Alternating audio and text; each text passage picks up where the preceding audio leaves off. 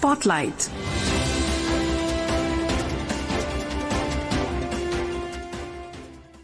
This is Akashvani. In the program Spotlight, now we bring you a discussion on Waqf Amendment Act 2025. The participants are KV Prasad, political analyst, and Sonu Sud, anchor.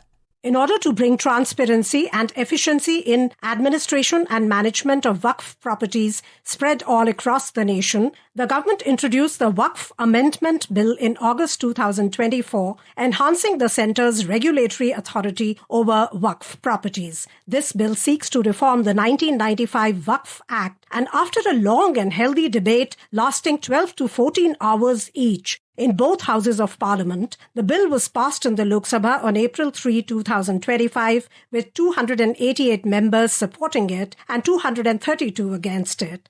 And in Rajya Sabha on April 4, 2025, with 128 members voting in favour and 95 opposing. Thereafter, the Supreme Court saw more than 70 petitions being filed challenging the Waqf Amendment Bill, hearing of which began yesterday and concluded today, with the Supreme Court giving the respondents 7 days to file a short reply and reply to that be filed within 5 days. To understand this situation, the importance of it, we have with us Mr. KV Prasad, political analyst. Mr. Prasad, a warm welcome to you at Akashvani. Thank you, Sonuji.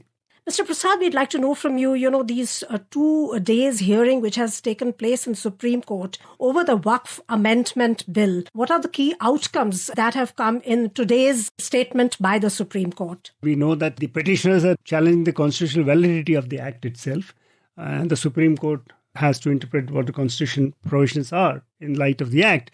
And I think yesterday the court indicated that it would want to stay some key provisions in this Act.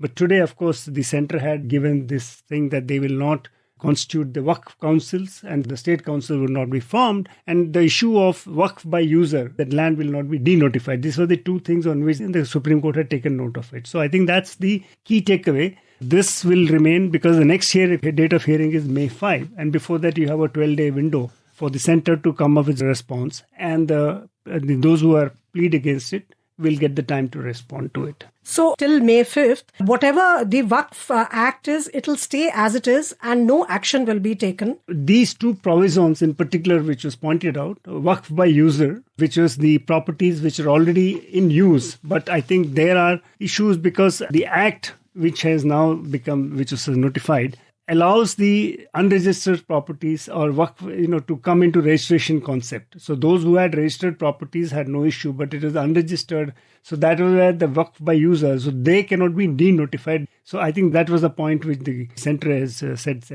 And also the creation of Waqf councils, the Central Waqf Council and the State Waqf Councils, because I think yesterday the court did ask about inclusion of non-Muslims on the councils. I mean, they are asked this issue. So I think on this particular point, this will not be operational till the day the next hearing comes in.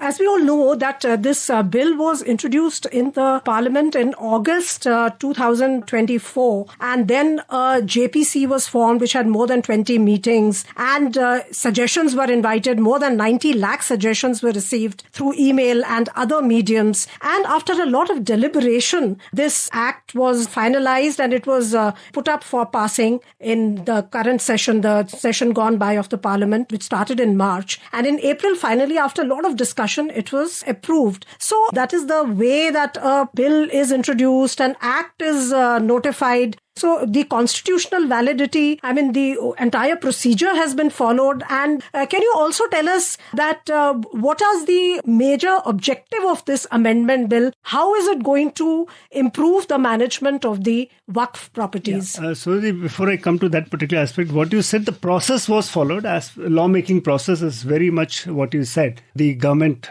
referred the bill to the Joint Parliamentary Committee, which went around the country, took suggestions from various people, took their suggestions on board, and they came up with certain amendments. But remember, even during the JPC, the members of the JPC, some of them who belonged to the opposition parties, had objection to certain things, and they had protested, they had walked out, there were issues on that.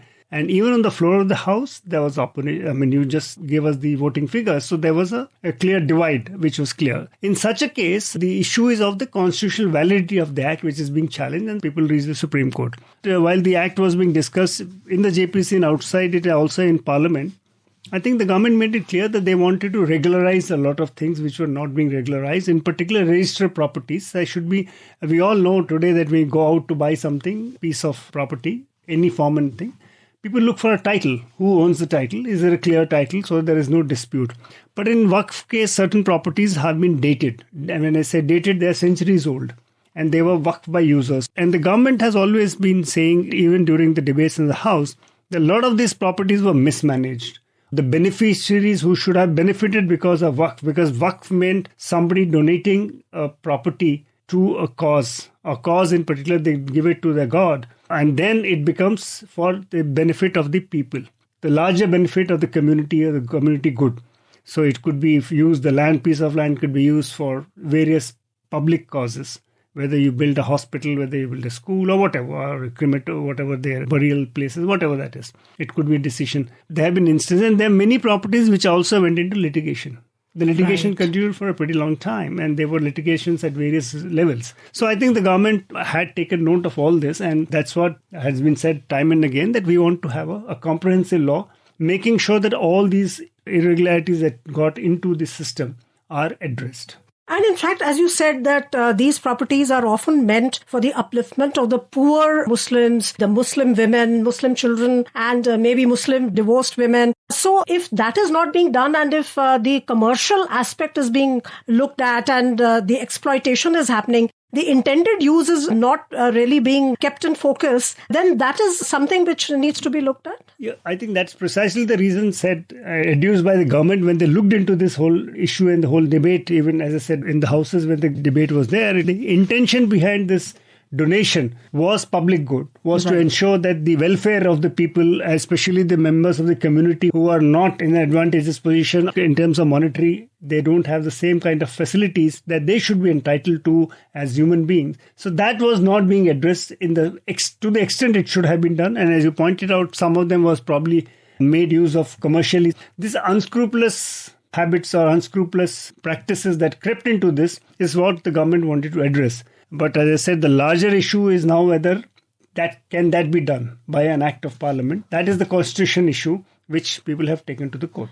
And as you said, in a democracy, we see that there are differing opinions, and rarely are any decisions are taken unanimously. It is always the majority decision which are implemented. In that context, these petitions which have come up where people have expressed criticism or they have objected to certain clauses. Now, the Chief Justice of India said today that only 5 writ petitioners will be allowed in court from next hearing. So is this an attempt to make it more streamlined, to focus on the real issues? No. What are the main issues? No, I think the issues are very clear. The point is, Sonu, you mentioned in the beginning that there were 70 petitions were moved before the court. So it becomes very, very huge and humongous for the court to hear every petition because it has to give time. So what they have said is they said 5, these petitioners, they told them, we'll only hear 5 petitions. The other petitioners could elect one or select one nodal person. So they will be the lead party. So of the 70, they all get divided or whatever, or they work among themselves. The court will be hearing it, but one person takes the lead. So in the batch of 70, 5 will be heard.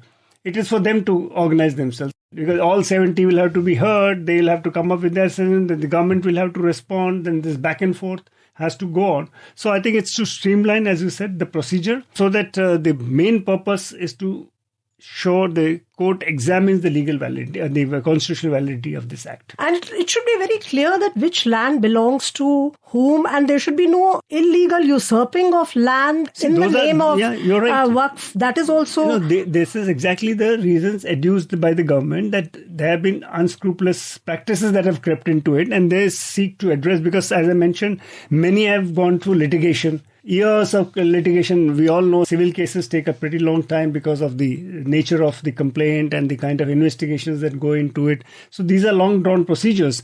That is one of the factors. And then after, government of the day whichever the government of the day has to deal with the situation. That is how it And in fact, now I think the government is much more enabled to deal. I mean, once it comes into force, due to widespread digitization in the country, it will be so much easier to have those records in a very, very orderly manner. Yeah, but the point is that one of the issues which came up in the court is how do we deal with non-documented Waqf property? What exactly will be the way out? Because some have been handed down centuries ago, and that is where the users are saying. So how do you match those things? So some of these genuine concerns which people have raised, so that's what the court looked at. And if that's why the denotification aspect, the centre said it's not going to happen. And also on the issue of inclusion of non-minority members in the council.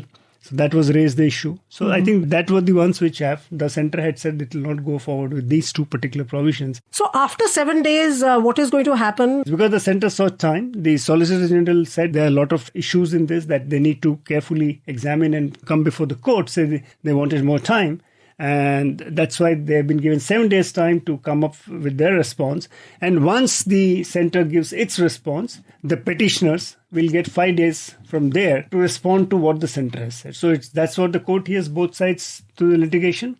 One is the defendant, one is the litigant. So they will hear both sides and then court will take it forward. Absolutely. In fact, the Chief Justice of India, he said today that, to quote him, we had said there were some positive things in the law. We have stated that there cannot be complete stay, but we also don't want the situation to change, which is prevailing now. It's a sensitive issue which the Supreme Court is dealing with by looking very, very focusedly at both aspects, both sides. Yes, the Supreme Court did say that, as you rightly pointed out, that there are certain aspects which are positive. So they did not spell out which ones. So that means they're not looking at the entire issue in totality. But yes, since the people have reached the court questioning the constitutional validity, during the course of debate, many others raise other issues. So there are issues which they want the court to address. And as per the constitutional scheme of things we have, the Supreme Court interprets constitution. A lot of Muslim leaders have actually come up. They have praised the Prime Minister for bringing in this law.